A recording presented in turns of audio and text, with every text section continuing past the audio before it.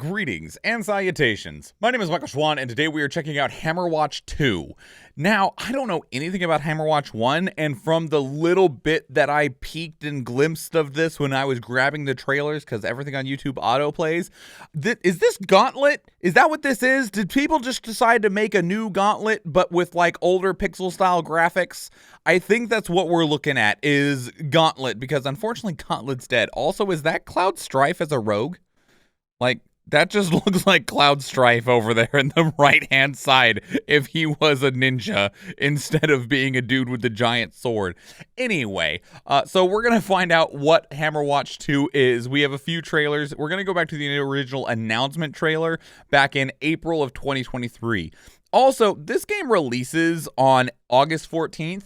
Shout out to the devs, Crackshell, and the publishers Modus Games. Thanks for announcing the game in April and having it release in August. That's a 4-month delay between announcement and release. That's healthy. That's nice. I like that. If I would have seen this announcement trailer and I've been like, I want to play that, and then it was like 2026, I would have been like, fuck.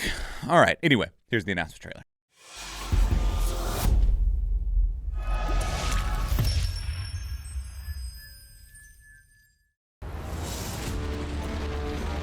All after your heroic victory, slaying the dragon Worldfire, the king and his resistance call upon your party to journey beyond the castle dungeons for an all-new open-world experience. Hammerwatch 2, build your hero! Okay, it's not quite Gauntlet.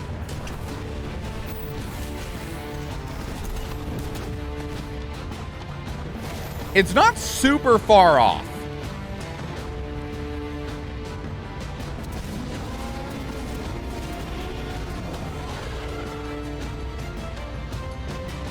Share the adventure in co-op mode. Is it online co-op? That's another really important question. Oh, fireballs.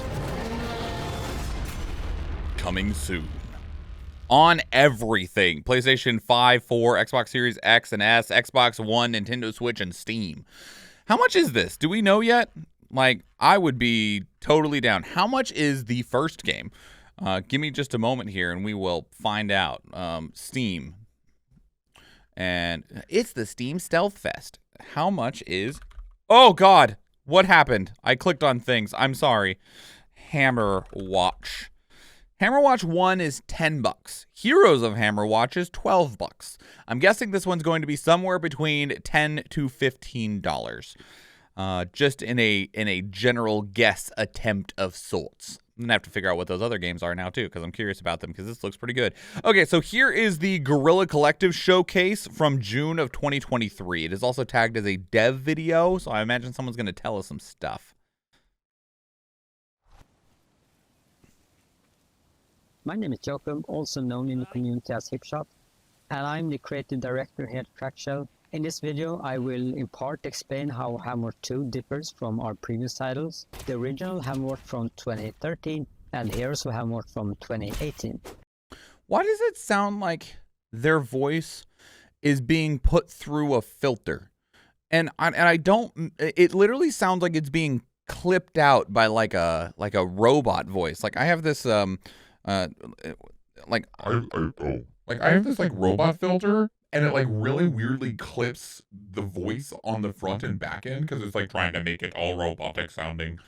And it almost sounds like it didn't get recorded properly. Maybe it wasn't a very clean recording, and so they tried to like do like a that could be it. Maybe they tried to do like a noise filter on it, and sometimes when you do like a really aggressive noise filter to take out like the background air in a microphone, it'll really eat out parts of the voice. I won't dive into everything different because it would be a video too long, but I will pick out a few major features. As you might know, the first game is a simple fixed hack and slasher, and Heroes of Hammerwatch is a roguelite with randomly generated levels. And now with the sequel, we are going for a more open-ended action-adventure experience. The first big thing is of course player classes, the characters that you play as throughout your journey. They are very simple in the first game, and you only have few active and a few passive skills. In Heroes of Hammerwatch, it was all expanded with more variation. Different damage types were added, and various tweaks to all of this, of course. With Hammerwatch 2, we cranked that up with tons of active and passive skills, which themselves have cool sub-skills. This looks really and cool. All classes now have a range alternative, if they had none in the previous games. So it's actually possible to make an entirely ranged paladin in Hammerwatch 2, no shield, no sword, but whatever class you pick still needs items and gear. In the first game we really didn't have any items or gear, we had a few permanent upgrades, but that's kinda it. In Heroes we added collectible items with great variety, that might change the game experience quite a bit. For Hammerwatch 2 we have made a system more similar to bigger action RPGs, where you collect items in your inventory that you can equip, sell or just throw away. You get the items from fallen enemies, hidden secrets, solving quests or buying them from some store, or you can even craft them. Gear and equipment have different randomized stats and features. Some other items are made for crafting purposes, some items are made to be used once, some are made for quests, and some are just useless.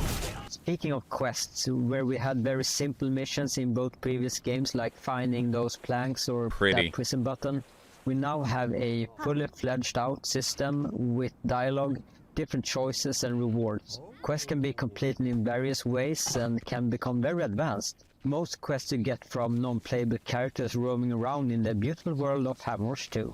And while we're on the subject of world and levels, the first game had a very linear design path where Heroes had a generated level system that changed every time you played.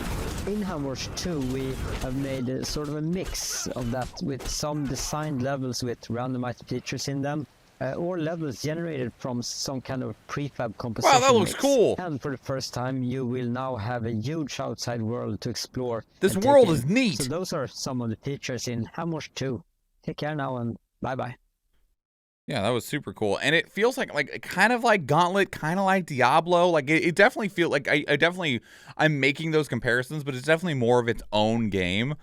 But it's neat. All right, this is the demo announcement, and this demo came from June of 2023.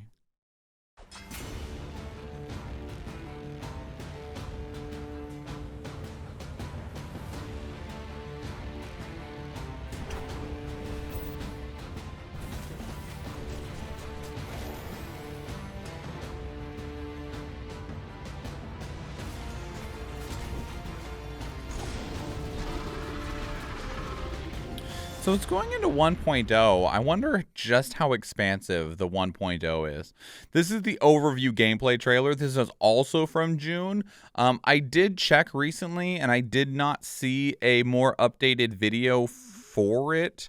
The video we're about to watch is the most recent one. So with that said, here is the overview gameplay trailer. For teen.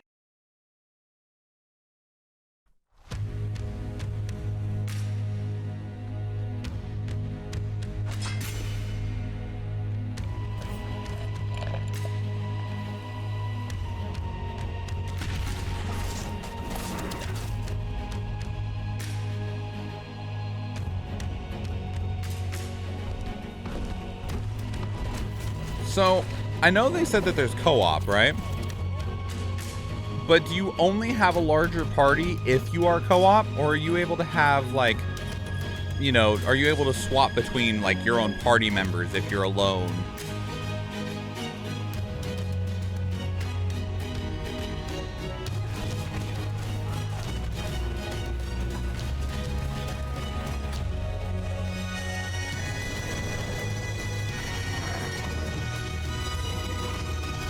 They've shown off that dragon a lot, but I wonder what other significantly sized enemies or bosses or, you know, like challenge tier enemies exist.